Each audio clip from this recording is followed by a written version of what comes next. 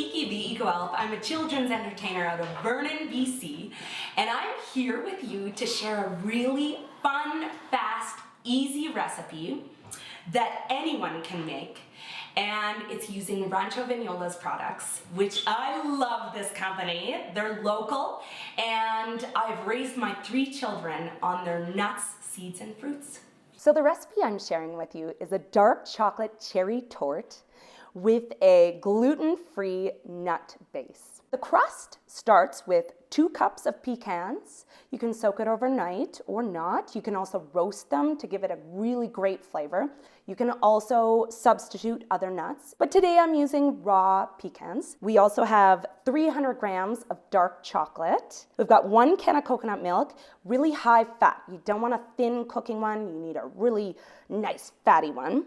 We've got 5 medjool dates, pitted, 1 cup of beautiful Rancho Vignola cherries, 1 teaspoon of one of my favorite spices, cinnamon, and then 1 tablespoon of melted coconut oil.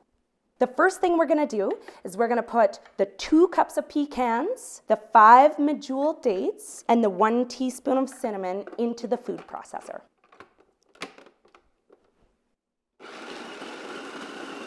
Now we're looking for a nice grainy texture, so it's not flour, but it's kind of grainy and all the big chunks are gone. Now what we're gonna do is add our melted coconut oil, and then we're gonna stir it up. I often sing when I cook. I think everyone does. I almost feel like Bob Ross sometimes. Happy little dates. So then we're gonna take our mixed up medley of nuts and dates and oil and cinnamon, and we're gonna press it into a pie pan. Get it nice and even, and then start pressing. Now you have to press pretty hard because you want it to really stick together, and that oil and those dates are pretty much all that's holding this together. These tops sometimes get away on you. So you really got to press those in. Because when you go to cut it afterwards, those are all just flaky and flying all over the place, and it doesn't hold together when you're serving it. There we go. I can really feel a nice consistency forming. You want to make sure that there's not really thick parts and really thin parts, because the thin parts are going to burn. Kids really love to play with this. They get their hands right in it. It's just a wonderful little recipe. And especially if you have a wheat allergy and you're looking for a really great crust. I mean, it's 4 ingredients. Really easy, really fast. All right, so we are all done.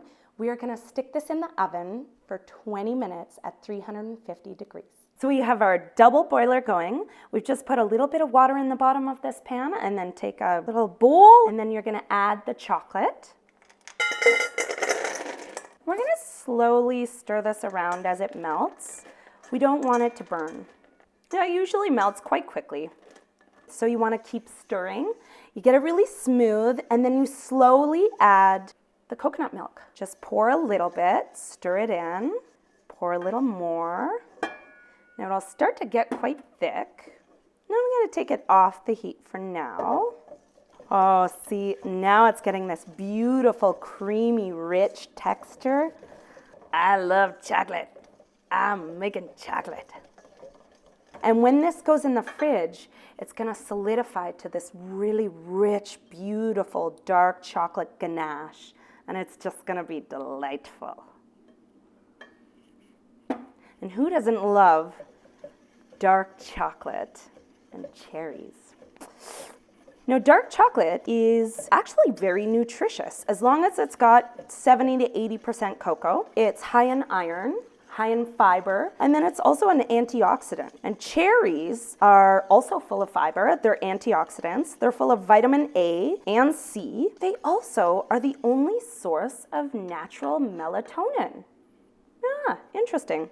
So now we have this beautiful texture. It's nice and creamy, it's thick, it's rich, it's lovely. We're just waiting for the pie crust to come out. It's only got 2 minutes left. Now we're gonna take our 1 cup of cherries and we're gonna put it right in there, sprinkling it around. Let's just dump it. Now you want to make sure they don't stick together because you don't want a huge bite of cherries.